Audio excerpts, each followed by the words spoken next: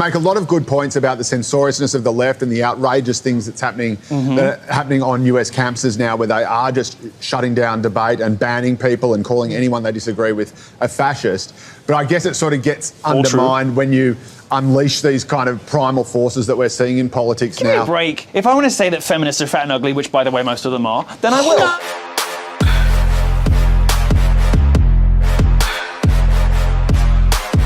I was going to say that I feel like it's incredibly patronizing for you to paint these questions this way, especially as a white man. I don't expect you to be able to understand what people of color are actually saying. So, being a white man doesn't prevent me from being able to think, and doesn't prevent me from being able to have reasoned perspectives on things. I didn't give up my right to be able to have an intellectual conversation when I was born. I know, but well, white men definitely feel like they're entitled to talk over me. They definitely feel like they're entitled to kind of minimalize my experiences, and they definitely feel like they are somehow exempt and so logical compared to women who are painted as emotional, right?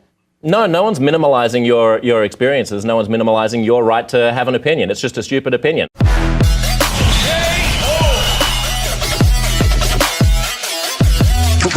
It's going to be impossible for future historians to understand what happened on the American campus this decade. We have campuses across the country. You have armies of... Let's use our quiet voices, please. Calm down.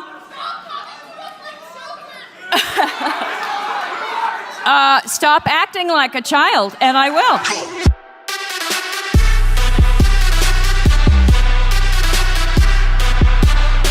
Peter, I just want to get one final thought from you. Are there words that are used to describe men that offend you?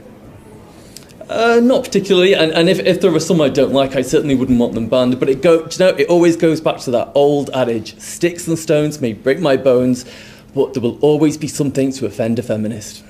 Peter Lloyd. No, that's just obnoxious. Peter Sorry, Lloyd, you have to give me a chance to respond to that. That is ridiculous.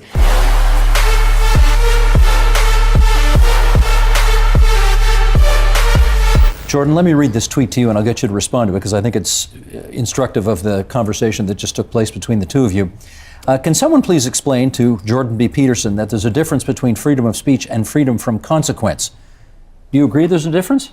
Well, certainly there's a difference. And are you prepared to suffer the consequences that society may deem you need to suffer because of your views? Yes, I'm prepared to do that. What does that entail? Are you open to learning? Well, hang on. That's not the question. Hang on, that wasn't the question. It's That's true. Right. Well, so what am I willing to do? Well, I think that the Ontario Human Rights Tribunal is probably obligated by their own tangled web to bring me in front of it. If they find me, I won't pay it. If they put me in jail, I'll go on a hunger strike. I'm not doing this.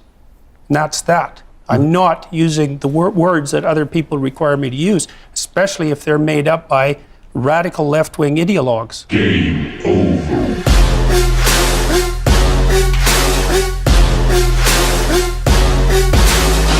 How do you say that some people don't have privilege when you basically just said that trans people aren't valid? They're not a thing. They're just girls pretending to be boys or boys pretending to be girls.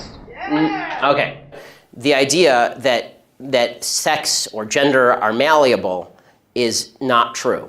Okay, and I'm not denying your humanity if you're a transgender person. I am saying that you are not the sex to which you claim to be. You're still a human being, and you're a human being with an issue that I wish you Godspeed in dealing with in whatever way you see fit. But if you are going to dictate to me that I'm supposed to pretend that men are women and women are men, no. My answer is no. I'm not going to modify basic biology because it threatens your subjective sense of what you are.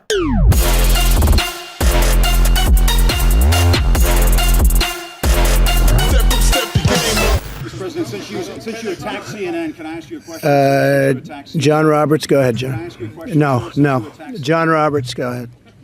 CNN's fake news. I don't take questions. I don't take questions from CNN. CNN is fake news. I don't take questions from CNN. John Roberts of Fox. Let's go to a real. Let's go to a real network.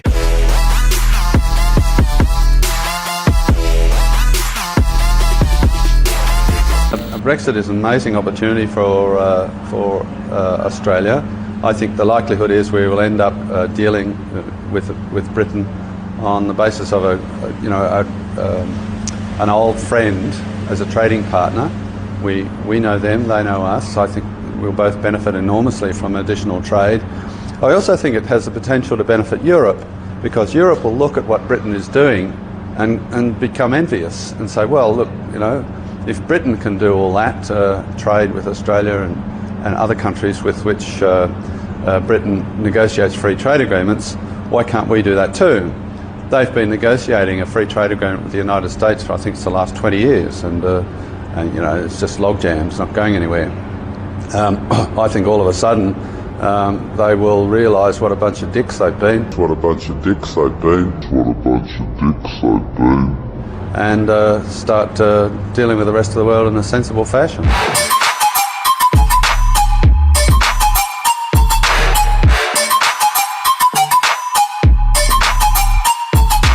I would say that anybody with more than a cursory knowledge of 20th century history who dares to claim simultaneously that they have compassion for the downtrodden and that they're Marxists are revealing either an ignorance of history that's so astounding that it's actually a form of miracle, or a kind of malevolence that's so reprehensible that it's almost unspeakable.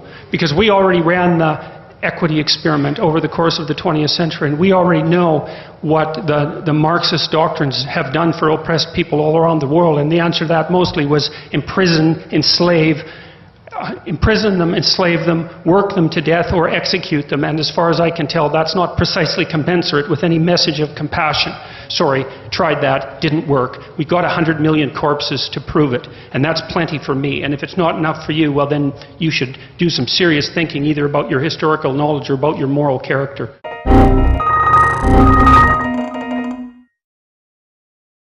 At the moment, it's very clear to me that the most toxic form that religion takes is the Islamic form.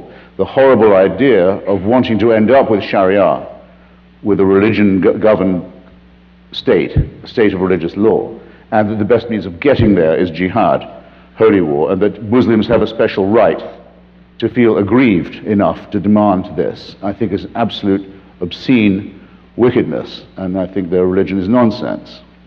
And in its entirety.